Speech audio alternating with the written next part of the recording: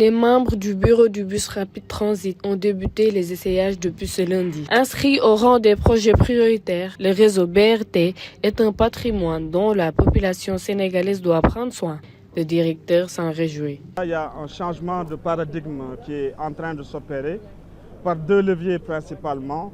L'investissement massif dans les transports capacitaires pour faire de cette capitale une capitale performante, à la fois une performance économique, mais aussi une performance environnementale qui répond aux besoins d'équité sociale.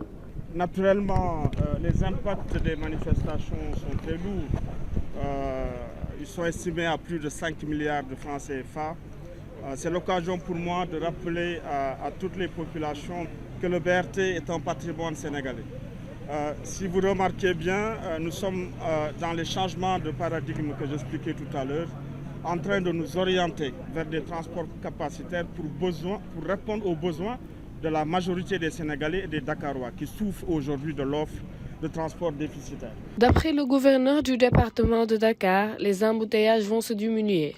C'est pour cela qu'ils sont en relation avec le CETUD pour que toutes les dispositions soient prises pour préserver cet ouvrage.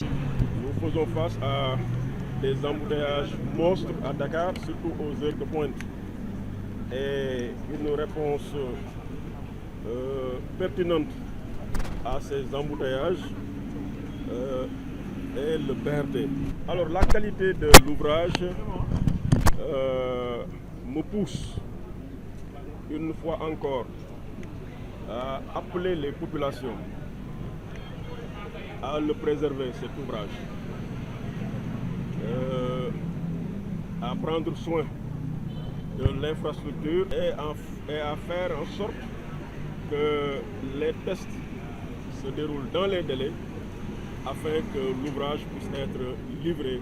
En dehors du BRT, d'autres services publics de transport collectif permettent d'assurer la mobilité urbaine à Dakar, notamment le train express régional et le Dakar Demdik. Le BRT offre partout des vitesses commerciales élevées et vise à améliorer. Benno Bokk Yakaar est confronté à un choix de candidature aux élections présidentielles de 2024. Une situation que déplore la majorité des citoyens rencontrés. C'est l'avis de cet étudiant, Mohamed Sabali, qui invite le président Macky Sall à choisir un candidat. Nous sommes à quelques mois des élections, mais le parti au pouvoir n'a pas désigné son candidat. Donc ce que nous pouvons dire au président de la République, c'est lui qui doit prendre son destin en main. C'est lui qui doit prendre le destin de son parti aussi en main. S'il n'a pas un candidat, lui, vraiment, je peux dire qu'il a plein droit de choisir son candidat. S'il ne le fait pas, lui, il n'a qu'à venir conduire son parti. La pluralité de candidatures chez les partisans de Benno constitue un problème majeur dans cette partie. À 6 mois des élections, Macky Sall n'a pas toujours désigné un candidat. Macky day borom calcul. Macky du ñëw rek ne nii la moom dafay seet affaire ak fi àdduna toll ak jamono ji ak ni nit ñu toll mu toog la teg. Macky Sall bariwul wax bariwul coow te kilifa la. Parti bu toll ne Benno Yaakaar da ngeen waroon naa fekk ñu dem ci yeneen xalaat yu mooy affaire di candidature ak ku ñu war a jël comme candidat wala ku ñu war a jël candidat waroon nañ ko mën a xam bu yàgg bala ñu agsi fii. Les multiples candidatures vont provoquer des hostilités et des frustrations au sein du parti. Un probable éclatement de Benno Bokk Yakaar pourrait être un préjudice pour la partie aux prochaines élections présidentielles.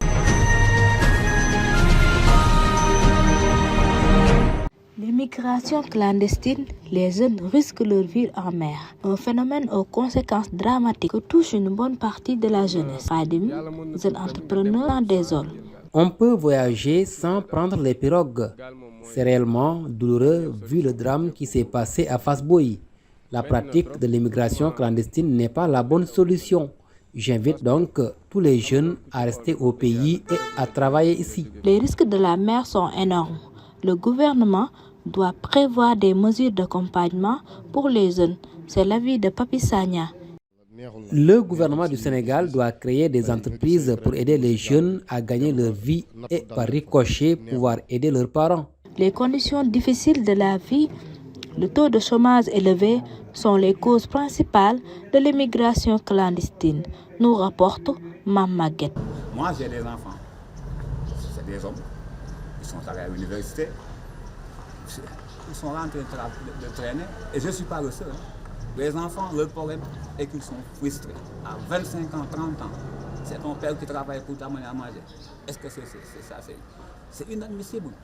L'immigration clandestine reste le sujet de débat au quotidien. Les autorités politiques doivent envisager des solutions afin d'aider les jeunes à travailler au Sénégal.